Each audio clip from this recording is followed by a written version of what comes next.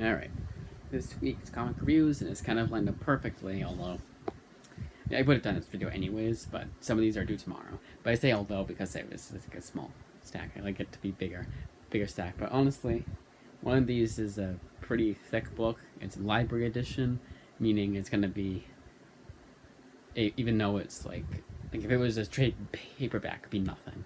Because it's a library edition, it's something. So I guess it's fine. I guess it's fine. I guess it's a good thing that it's this amount of books that I'm reviewing. But anyways, without further ado, Civil War. Now, this is the Marvel Premiere Edition. Every time I've read Civil War, it has been the standard size trade paperback. My copy, too, I might add. I did say that, like, the lighting, when it's the darker scenes, it seemed like it was it was harder to, the artwork was harder to decipher than it was in the standard size trade, and I still do feel that, like reading it throughout. But I got used to it, of course. But I still do think that's the one downside. Now the other one I'm reading is Daredevil Born Again. I've not finished this yet. I have read it before. I like it, but I have not finished it this time around. But the reading experience with Daredevil is just fine because it's an older book. So I guess the older books, I don't know, but I still really dig this one, and I still think it is very vastly overhated.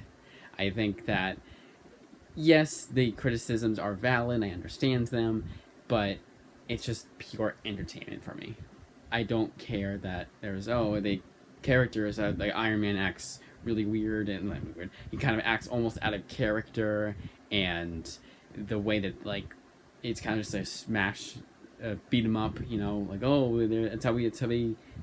But there's a point to that, because this is an older book, but spoilers, right now, the handout means spoilers. At the end of the comic, they realize what they're doing, and that's kind of the whole point is, I don't know, I just kind of feel like that's an invalid criticism. But everything else is, like, Iron Man acting out of character, I can see where that's coming from.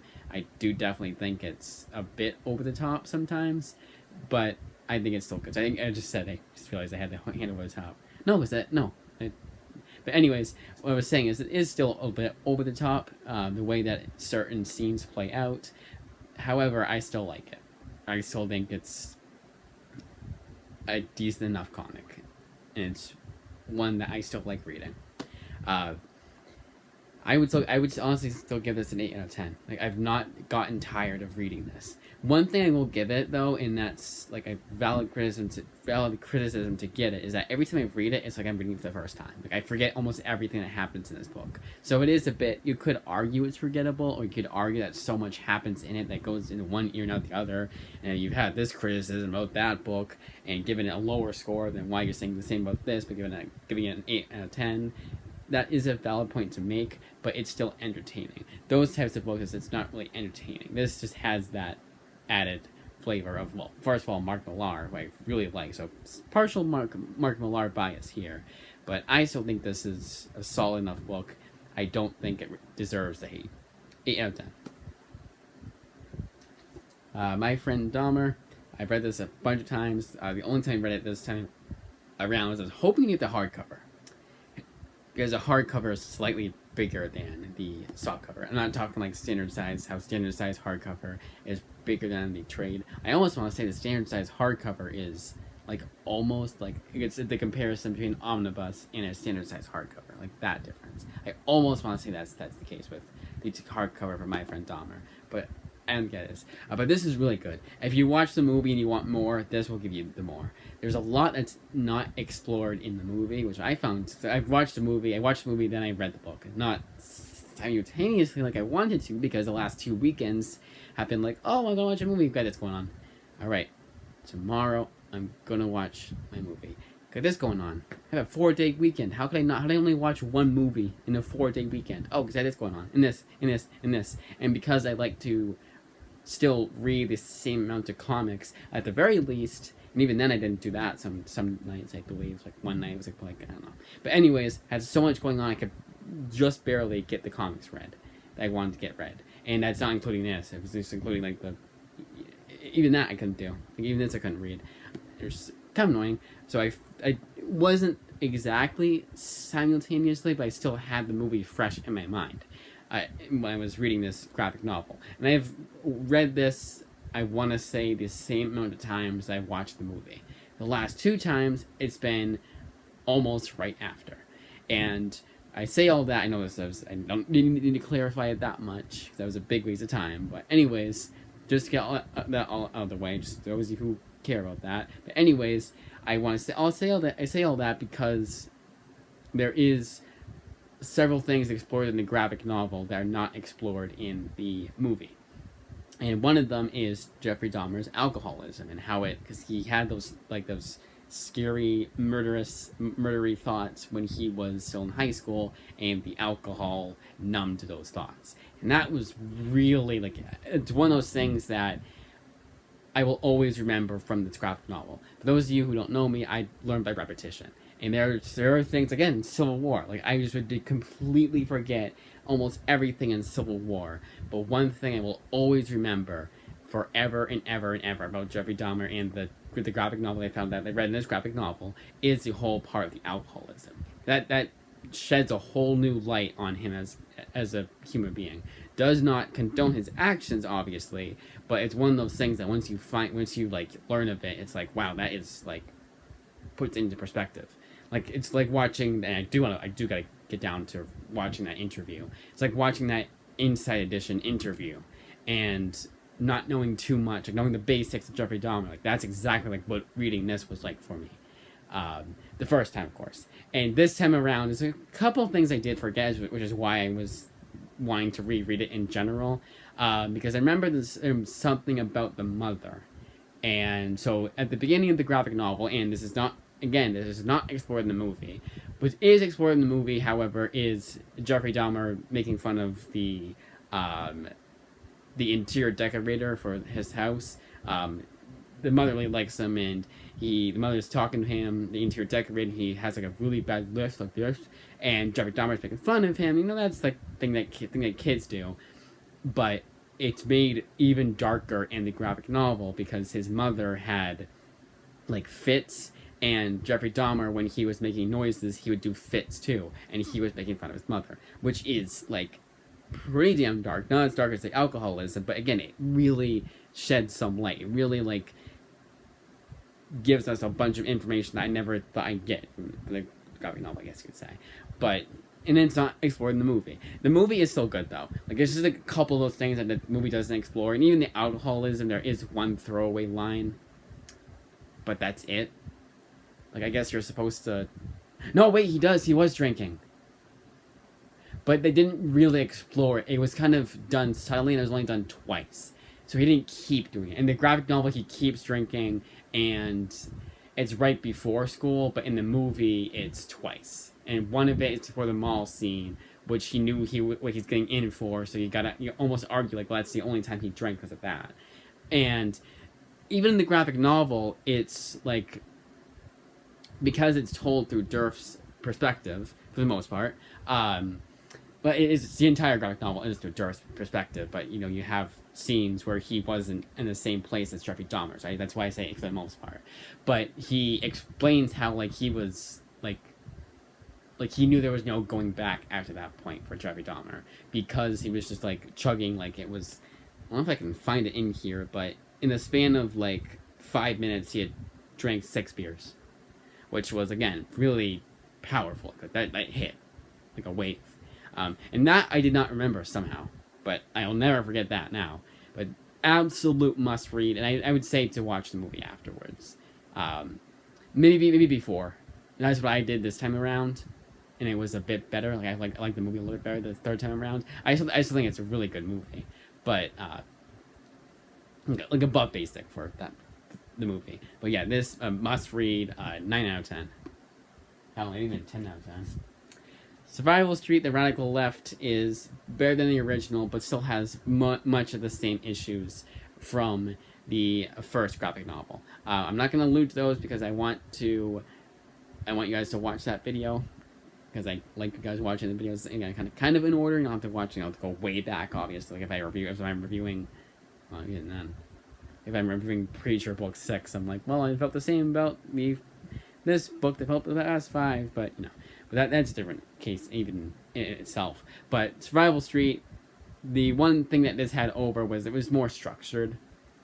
But still, if I gave, like, I gave the first one a 5 out of 10, this one gets like a 6 out of 10. Not much different. Smooth Criminals Volume 2. A much better, much more polished version of the series. I don't know, I say like that, but much better. It's not a sequel because it goes by issues, but everything that I hated about the first one is not really apparent here. I thought the character was really annoying, like at the first, and even then it was only through the first half of Volume 1. So 2 issues out of the 8-issue series had me wanting to give up on the series itself. But it got better as it went along. Like, once it gets into a story, it's really investing. Who's the writer here? Lustgarten. Mary Lustgarten, right? It's the writer. Yep. It's like there. You can see how it is. It's like really small. Really small. It's blending into the background, so you can't see shit. But Mary, what? The hell did my vision just like gave up on me? What's the word Lustgarten? No, that's a serious designer. Where is the name of the writer? There it is. Sorry, Kurt Lustgarten, Kirsten Kiwi Smith, and Amy Roy. There's 3 writers here, but all of them really know how to get that story. Like, and honestly, it kind of makes sense that there's 3 writers, because one probably did the dialogue, one probably was in charge of the story, and then the third was like, proofread it, edited, and then like polished it, give it a fine-tooth comb. But the story here is the strongest. It really is investing. I honestly, I almost read it 1 per day because I need to read the other books, and that's the only way I can do that is to read one of this and then the others. And even then I'm splitting 22 and a half, so it's 11 per day. Because usually, on average, when it's work days, it's 22 and a half, and I do 11. That's usually because that's how much I know I can read, and yeah, it takes the whole entire month, but I get through 22 graphic novels that I want to read. I don't have to sacrifice anything.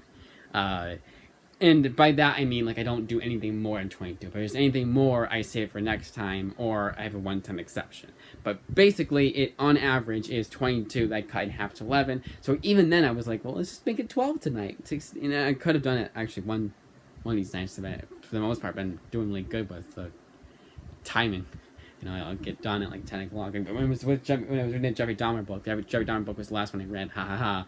Reading before bed. How funny. How ironic. But when I did that, I could have... Point is, this book was so damn good, I almost did that. I almost read 2 of this in one sitting. Because it was, actually investing. There was, cliffhangers. I did not know where the book was going to go. And, yeah, okay, it can only go one way or the other, of course, but it's not like that... I'm probably amsling a little bit too much, but trust me when I say this is really damn good and really damn captivating, and by that alone it gets an 8 out of 10. And honestly, the characters grew on me too. It's one of those things where I think the whole point is you're supposed to get annoyed by the main character at first, but then as she goes along, she kind of changes into not being so annoying and being less annoying, but still having that same personality trait. And then it is revealed that she kind of that's why I say that, and this is the whole point, is that other people see her that way, and if only they gave her a chance. And I think that was a really nice addition to this, to the whole entire story itself, to show that, yeah, this character is annoying, but hey, you managed to get to know them. I've known people that at first I thought were super annoying, and then I got to know them better, and they were some of the best friends I've ever had. I actually mean that. I'm not exaggerating whatsoever. So that was one of those things I was like, damn, I did not expect that to be there, and it made the characters feel more grounded and not just versions of the writers or paper thin or anything like that. They felt like real grounded characters. But 8 out of 10. The Autumnal is a must-read around holiday season. It's a must-read around Halloween and especially autumn, as the name implies. 100% must read. I believe I gave it a 10 out of 10 on my review on Instagram, so there you go, 10 out of 10. I'm keeping it vague because I don't want to spoil anything. So it's a must read. I will say this, rereading it, it was a little bit less special, but I think it was because... And I reread it because I forgot a lot of what happened. Like, I remembered some certain things, but like, wait, what was the whole thing with this? What was the whole thing with that?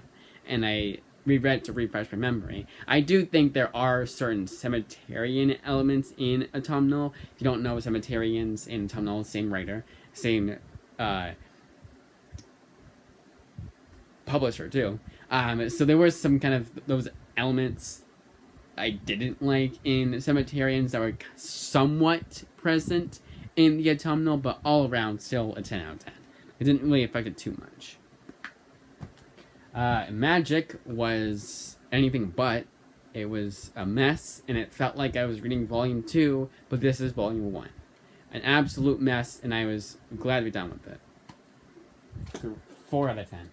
Some of it was good. There was a few issues I liked. But yeah, 4 out of 10. Lady Killer, 10 out of 10, must read. This is Joelle Jones's magnum opus, and the artwork is absolutely phenomenal. And really, like, I don't know how they did it, but that 60s aesthetic is... Like, I could, without getting any context about what the series is about, I would say this takes place, just based on the artwork, I could tell this takes place in the 60s. I haven't watched the movie, but I get 101 Dalmatians vibes from the artwork.